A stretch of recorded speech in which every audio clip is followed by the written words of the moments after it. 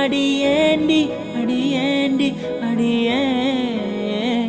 உன்னை போல பொண்ணு இந்த உலகத்துல பார்த்ததில்ல